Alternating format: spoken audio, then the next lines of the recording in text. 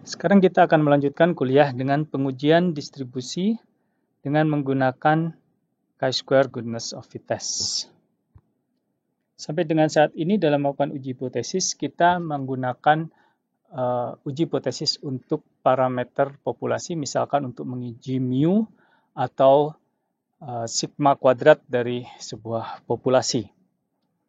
Nah, sebagai contoh pada saat melakukan uji hipotesis dengan menggunakan uji T, kita mengasumsikan bahwa data berasal dari populasi normal. Tetapi apakah data tersebut benar-benar berasal dari populasi normal? Maka kita bisa melakukan pengujian goodness of fit untuk menguji hipotesis kita bahwa data yang kita miliki berasal dari sebuah distribusi normal. Contoh yang lain misalkan, kita ingin melihat apakah dadu yang kita miliki itu adalah dadu yang seimbang. Sebuah dadu yang seimbang akan menghasilkan outcome pelemparan dadu yang antara sebuah angka dengan angka yang lain jumlahnya kurang lebih sama. Jadi misalkan kita melemparkan sebuah dadu 120 kali, maka kita bisa mengharapkan bahwa munculnya angka 1 kira-kira 20. Mungkin tidak akan 20 persis, tetapi bisa jadi 19 atau 21. Munculnya angka 2 bisa jadi 18 atau 23. Tetapi, karena pada distribusi seragam, probabilitas munculnya angka pada dadu adalah 1/6, maka akan kecil sekali kemungkinan kita mendapatkan hasil pelemparan dari 120 kali dadu mendapatkan angka 6 misalkan hanya 1 kali.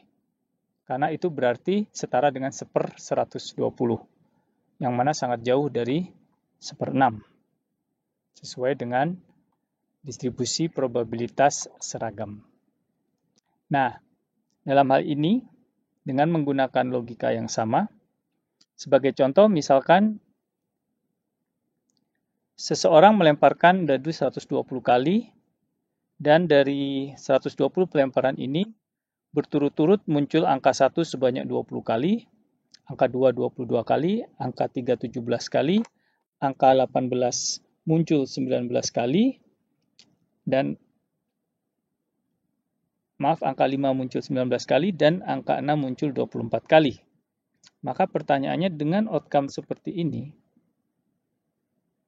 apakah kita percaya bahwa dadu itu sebenarnya seimbang? Karena kalau benar-benar seimbang, dalam kondisi ideal, maka munculnya angka 1 20 kali, angka 2 20 kali, angka 3 20 kali, angka 4 20 kali, angka 5 20 kali, dan angka 6 20 kali. Tapi kenyataannya tidak sama persis. Nah, angka 22, 2, 17, 18, 19, dan 24 ini apakah dapat menjadi bukti yang cukup untuk kita curiga bahwa dadu itu sebenarnya tidak seimbang? Karena kalau dadu itu benar-benar seimbang, sempurna seimbang, munculnya angka 1, 2, 3, 4, 5, 6 masing-masing adalah 20 kali.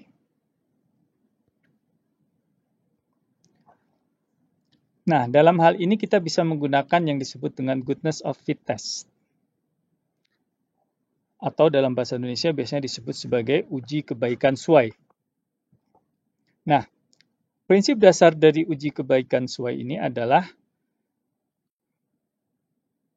kemunculan frekuensi yang diamati, atau dalam bahasa Inggrisnya observed, O, dan yang diharapkan, atau expected dalam bahasa Inggrisnya,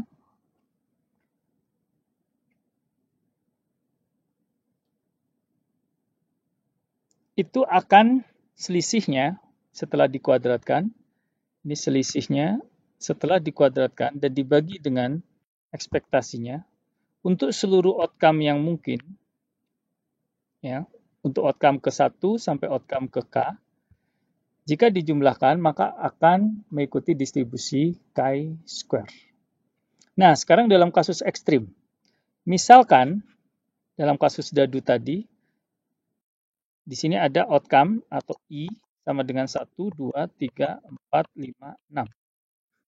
Kalau dadu itu benar-benar seimbang, maka EI munculnya angka 1 adalah 20. Munculnya angka 2, 20, angka 3, 20, angka 4, 20, angka 5, 20, dan angka 6, 20. Kenyataannya, seperti pada slide sebelumnya, munculnya adalah 20, 22, 17, 18, 19, dan 24. 20, 22, 17, 18, 19, dan 24.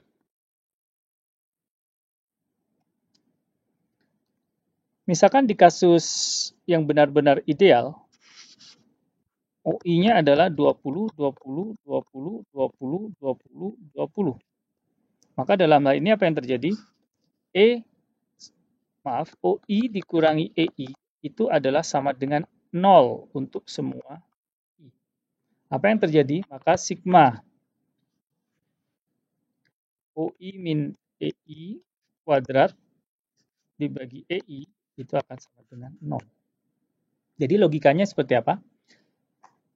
Jika ternyata dadu itu sempurna seimbang, maka nilai chi-square-nya akan sama dengan 0. Artinya apa? Semakin besar chi-square, maka semakin kita curiga bahwa dadu itu tidak seimbang. Nah, sekarang pertanyaannya, seberapa besar sampai kita bisa merasa kecurigaan kita itu memiliki bukti yang kuat? Nah, biasanya kita menggunakan distribusi chi-square alpha 0,05. Nah, jika chi-square kita yang telah kita hitung tadi melebihi chi-square tabel, tentu saja dalam distribusi chi-square dia memiliki degree of freedom ya. Nah, dalam hal ini degree of freedom-nya adalah K-1. Untuk kasus pelemparan dadu K-nya ada 6 sehingga degree of freedom-nya 5. Maka kita bandingkan nilai chi-square di tabel untuk alpha 0,05 dan degree of freedom 5. Oke, mungkin untuk detailnya kita bisa lihat contoh seperti ini, perhitungan detailnya. Jadi kita bisa menggunakan perhitungan detail di slide ini. Kalian bisa lihat bahwa di sini kenyataannya, hasil pengamatannya observed 20, 22, 17, 18, 19, 24. Harapannya kalau dadu itu benar-benar seimbang, 1/6 kali 120 adalah 20, 20, 20, 20, 20, 20. Nah, di sini ada selisih antara amatan dan harapan yang dikuadratkan, kemudian dibagi dengan EI-nya, kemudian ini kita jumlah. Kalau ini kita jumlahkan, ya. Jadi kalau ini kita jumlahkan, maka hasilnya adalah 11, maaf, hasilnya adalah 11,07.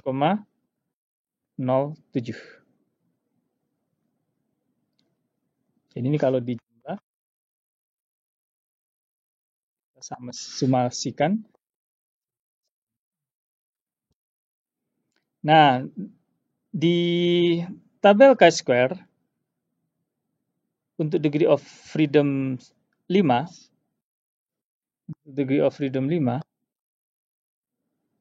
dengan alpha 0,05, nilai chi-square kritisnya adalah 11,07. Oh maaf, berarti ini bukan. Ini kita X hitungnya adalah 1,7. Maaf ya, 1,7. Nah, karena 1,7 kurang dari chi-square kritis atau dari tabel, maka dia masuk daerah 1,7 ada di sini. Maka dia masuk daerah penerimaan. Sedangkan H0-nya tadi adalah distribusi seragam. Maka tidak cukup bukti untuk menolak H0. Jadi dalam kasus ini, meskipun munculnya 20, 22, 17, 18, 19, 24, itu bukan bukti yang cukup untuk menolak hipotesis bahwa dadu itu berdistribusi seragam. Nah, nanti kalian di rumah coba latihan, misalkan bukan 20, 22, 17, 18, tetapi misalkan ini adalah 5 dan ini adalah 39. Coba kalian lakukan perhitungan ulang. Kalau outcome-nya adalah munculnya angka 15 dan munculnya angka 639, sisanya tidak berubah, apakah kita sudah bisa menganggap cukup bukti bahwa dadu itu seimbang?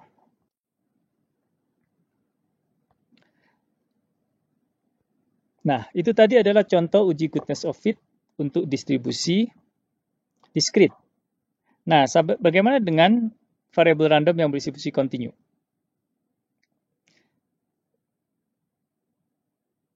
Variabel random yang berdistribusi kontinu misalkan adalah umur, karena umur itu waktu dan waktu itu continuous. Nah, jadi misalkan sebuah pabrik memiliki hipotesis bahwa lampu yang dihasilkannya adalah berdistribusi normal dengan mu 3,5 dan sigma 0,7. Nah, kemudian pabrik tersebut mengumpulkan 40 buah sampel lampu.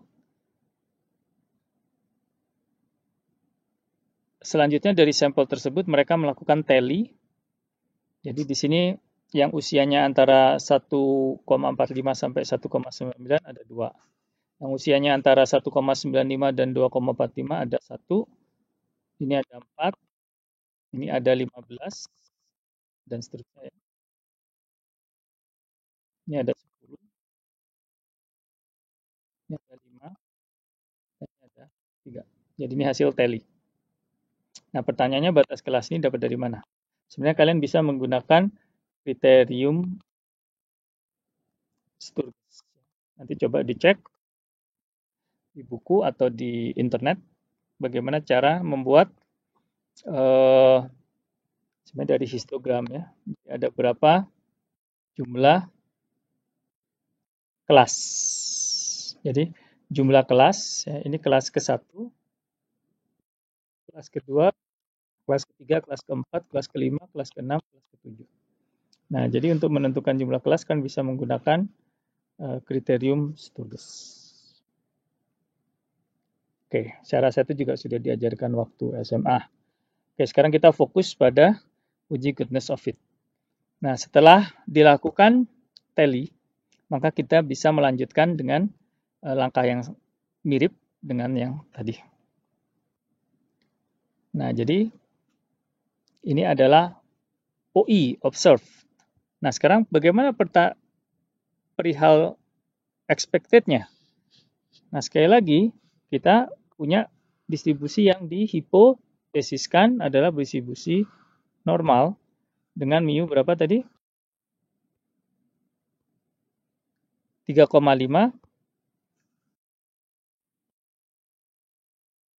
dan sigma 0,7. Jika ini benar, nah sekarang kalian bisa bikin kelas-kelas ya. Untuk yang pertama adalah 1,95, kemudian 2,45, dan seterusnya ya. Saya tidak tuliskan semua, sampai yang terakhir adalah 4,95. Nah, jadi untuk angka ini berasal dari mana? Kalian hitung luas daerah ini. Ya. Kenapa kok tidak 1,45? Karena ini implicitly adalah minus tak hingga sampai 1,45. Karena distribusi normal kan asimptotis, batas bawahnya di tak hingga. Nah, ini misalkan kalian dapat, sekarang saya hitung kan ya. Jadi probabilitas X kurang dari 1,95 sama dengan berapa? Probabilitas Z kurang dari 1,95 minus mu-nya 3,5 dibagi sigmanya 0,7. Ya. Nah, itu baru luas daerah ini. Nah, ini EI-nya itu sama dengan, misalkan ini hasilnya A ya, nanti kalian lihat cek di tabel. Nah, EI-nya itu adalah, ya di sini saya bisa katakan EI-nya sebenarnya 0,5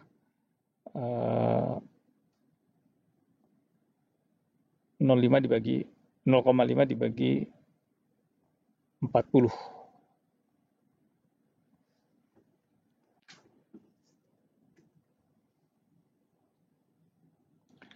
Jadi 0,0125 ya. Oke, jadi luas daerah ini adalah 0,0125. Maka EI sama dengan 0,0125 dikali, tadi datanya berapa?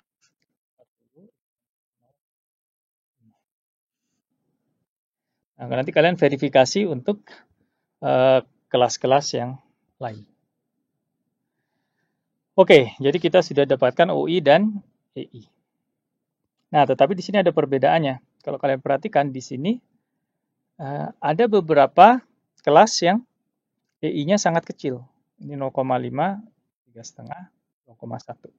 Nah, uji goodness of fit itu mensyaratkan bahwa ukuran kelas EI-nya itu tidak lebih kecil dari 5.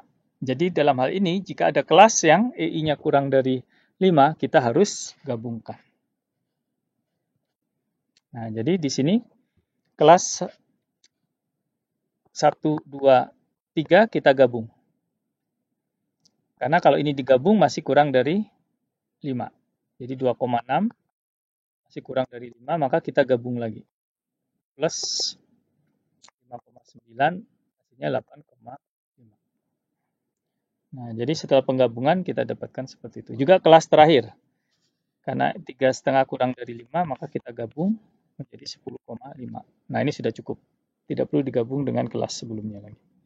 Nah, jadi total kita punya K sama dengan 4. Nah, kemudian dengan cara yang tadi, kita hitung nilai K-square, yaitu sigma UI minus I kuadrat dibagi I, hasilnya nanti verifikasi, hitung sendiri, hasilnya 3,05. Nah, di sini kita bandingkan dengan chi-square kritis di tabel untuk alpha 0,05 dan degree of freedom 3 itu adalah 7,815. Nah, karena chi-square hitung tadi kurang dari chi-square kritis, maka tidak cukup bukti untuk menolak H0.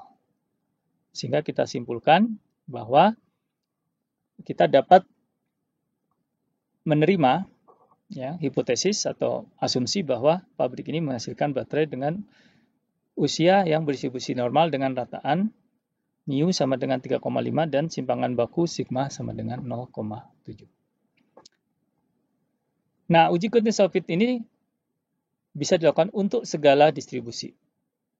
Dalam kuliah ini kita hanya membahas 2 distribusi, yaitu untuk discrete, distribusi seragam, dan untuk variable random continue, distribusi normal. Tetapi kalian juga bisa menggunakan untuk melakukan uji distribusi yang lain, misalkan F, chi-square, T, Erlang, segitiga, dan lain sebagainya.